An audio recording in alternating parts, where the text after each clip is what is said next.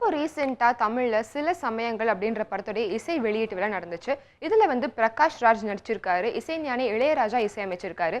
ஒரு பெரிய நடிகர் பட்டாளமே அந்த விழால கலந்துக்கிட்டாங்க.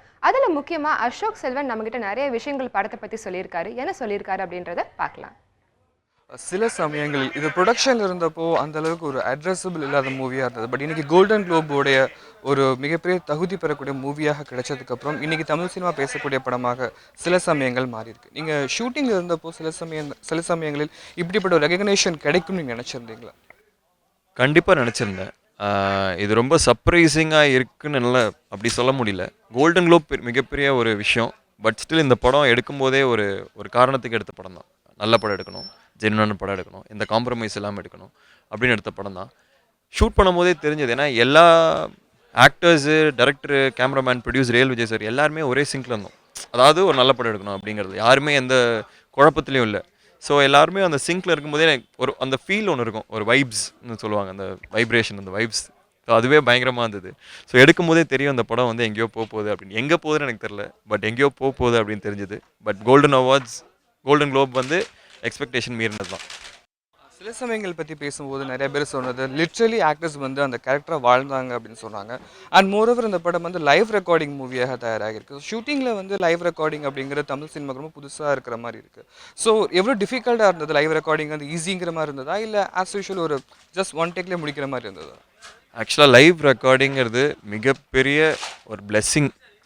அது கஷ்டமே இல்லை, எடுக்கிறவங்களுக்கு தான் கஷ்டம். ஆக்டர்ஸுக்கு வந்து மிகப்பெரிய பிளெஸ்ஸிங். ஏன்னா நீங்கள் நடிக்கும்போது ஒரு இமோஷனில் ஒரு இமோஷனில் நடிப்பீங்க. அது திருப்பி டப்பிங்கில் ரீக்ரியேட் எவ்வளோ பண்ணாலும் வராது. மேக்ஸிமம் பண்ணலாம்.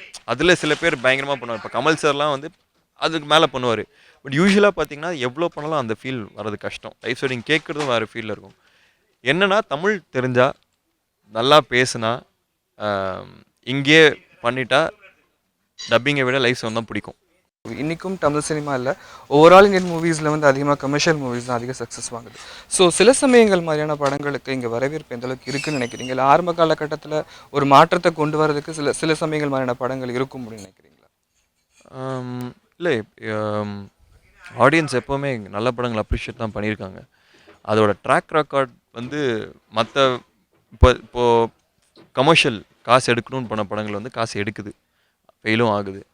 பட் இந்த படம் even if it doesn't make money, ஒரு நல்ல படம் பண்ண ஒரு ஒரு சாட்டிஸ்ஃபேக்ஷன் இருக்கும். அண்ட் கண்டிப்பாக இது எனக்கு தெரிஞ்சு இது கமர்ஷியலாக தான் இருக்குது. As in people will like it. இது ரொம்ப மெதுவாக ஏன் கமர்ஷியலுங்கிறது என்னென்னு எனக்கு ஃபஸ்ட்டு ஆக்சுவலாக இன்னும் புரியல. அது புரிஞ்சுக்க தான் இன்னும் ட்ரை பண்ணிகிட்ருக்கேன்.